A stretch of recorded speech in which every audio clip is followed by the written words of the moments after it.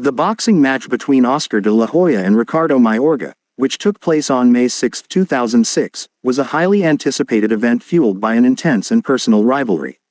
Here is a breakdown and analysis of the fight. Pre-fight hype and rivalry.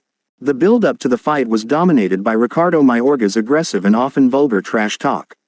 He went to great lengths to get under De La Hoya's skin, making personal insults about De La Hoya's family, calling him a faggot, and making lewd gestures. This created a huge amount of animosity, and De La Hoya, a normally composed fighter, was clearly motivated by a desire to punish Mayorga for his disrespect. The psychological warfare was a key element of the pre-fight narrative. Fighter styles and strengths. Oscar De La Hoya, the Golden Boy, was a technically proficient and skilled boxer. He was known for his sharp jab, devastating left hook, and intelligent combination punching. De La Hoya was a boxer-puncher, who combined refined boxing skills with significant power. He was returning to the ring after a 20-month layoff following a knockout loss to Bernard Hopkins. Ricardo Mayorga, El Matador, was a wild, unorthodox, and powerful puncher.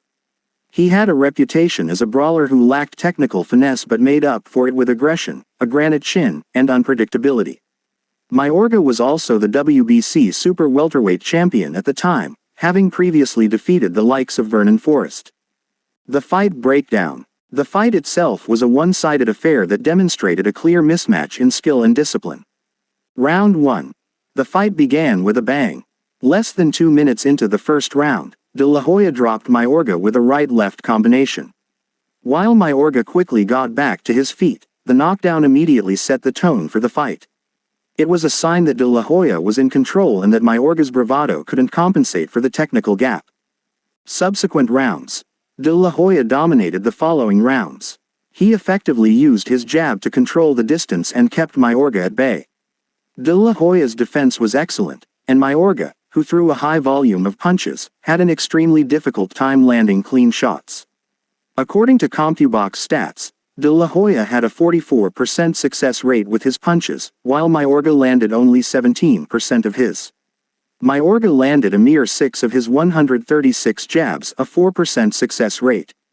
De La Hoya consistently countered Mayorga's wild swings with precise combinations. The finish. In the 6th round, De La Hoya sealed the victory.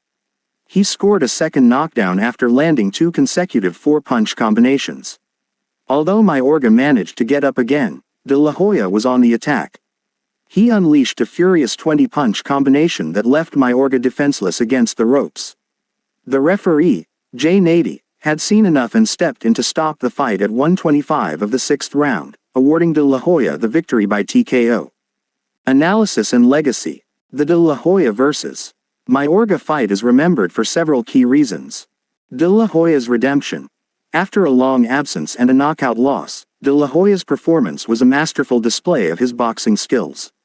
He proved he still had what it took to compete at the elite level and silenced critics who questioned his desire after the Hopkins fight. Triumph of skill over savagery.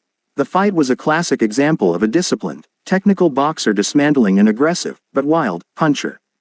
De La Hoya's precision and superior defense negated Mayorga's power and chaos. Avenging the insults. The fight's outcome was particularly satisfying for De La Hoya and his fans because it served as a definitive answer to Mayorga's disrespectful trash talk. De La Hoya had been publicly insulted, and he avenged those insults in the most complete way possible, by dominating and stopping his opponent.